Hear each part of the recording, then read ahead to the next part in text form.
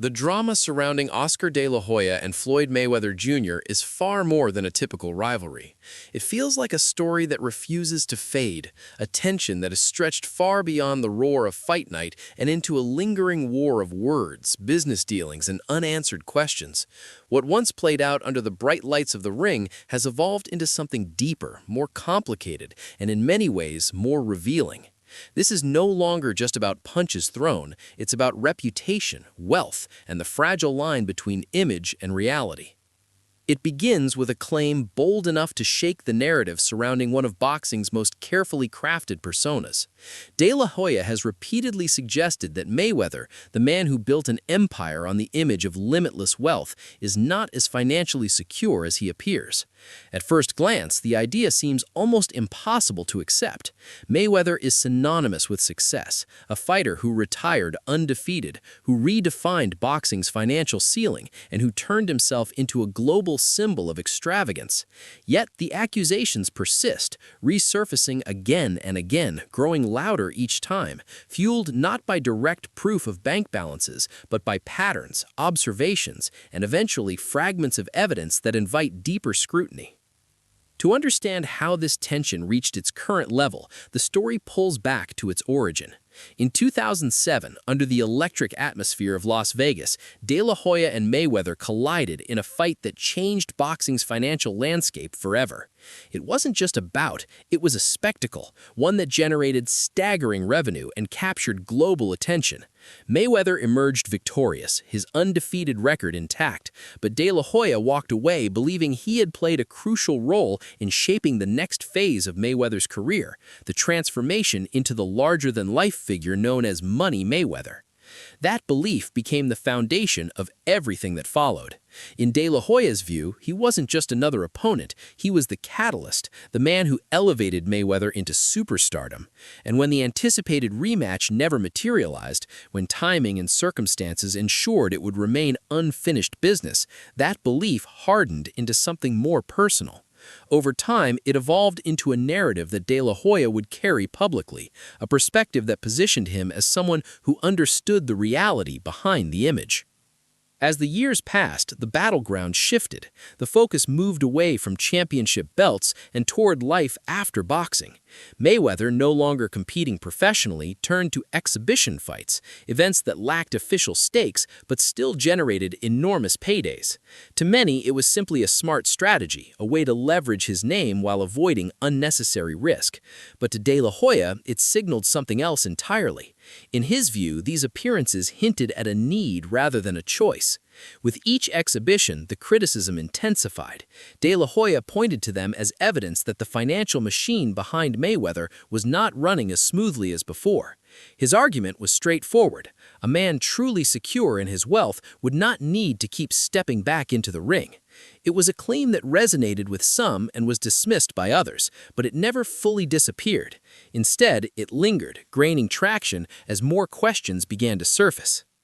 Then came the emergence of a more complex financial picture. Public records and reports began to outline a web of loans, liens, legal disputes, and ongoing obligations.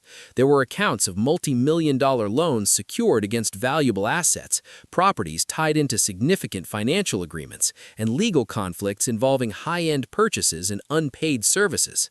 None of these details amounted to a definitive conclusion, but together they painted a portrait of a lifestyle built on constant movement, money flowing in, money flowing out, and a system that required ongoing activity to sustain itself. At the same time, Mayweather responded in a way that only added another layer to the story. Rather than offering quiet denials, he turned to legal action.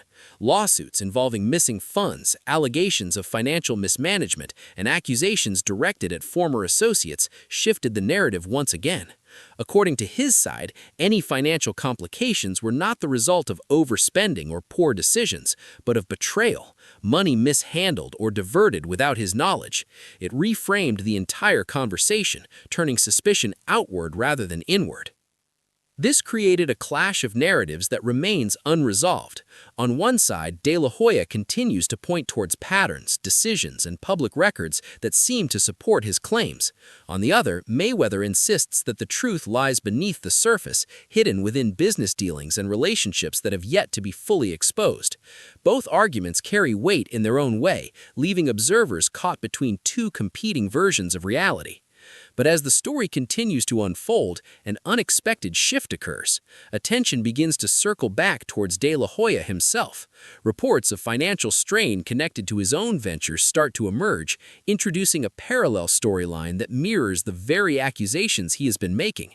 Issues involving loans, property values, and business pressures complicate his position, adding a new layer of irony to the ongoing feud.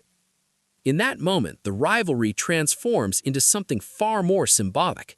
It is no longer just about who is telling the truth or who holds more wealth. Instead, it becomes a reflection of a deeper reality within boxing itself. The sport has always existed at extremes: massive earnings paired with equally massive spending, moments of incredible success followed by periods of uncertainty. The same forces that create legends often leave them navigating complex challenges long after their careers have ended. What remains is a story filled with contradictions. A fighter who reportedly earned over $1 billion facing ongoing questions about liquidity. Another who built a powerful promotional empire dealing with financial pressure of his own. Two icons forever linked by one historic night, now connected by a narrative that is far less glamorous but far more human. And as the dust refuses to fully settle, one question continues to linger. Is this simply the natural aftermath of extraordinary careers lived at the highest level? Or is there a deeper truth still waiting to be revealed? Because in the end, this story is not just about money. It is about legacy. It is about perception. It is about the gap between the image the world sees and the reality that exists behind closed doors. And that is what keeps this rivalry alive, long after the final bell has rung. So now it turns to you.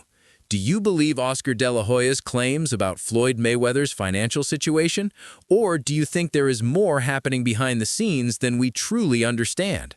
Is this just rivalry talk taken too far? Or are these public records pointing towards something real? Share your thoughts below. And if you want more deep, story-driven breakdowns like this, make sure to like the video, subscribe to the channel, and stay tuned for more stories that go far beyond the headlines.